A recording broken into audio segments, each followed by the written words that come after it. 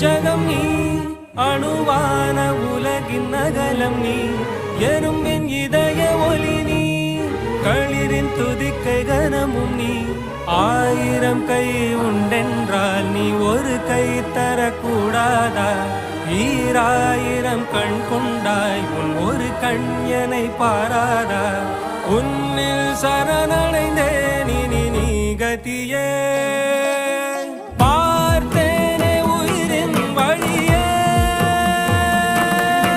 யார் கண்ணும் காணா முகமே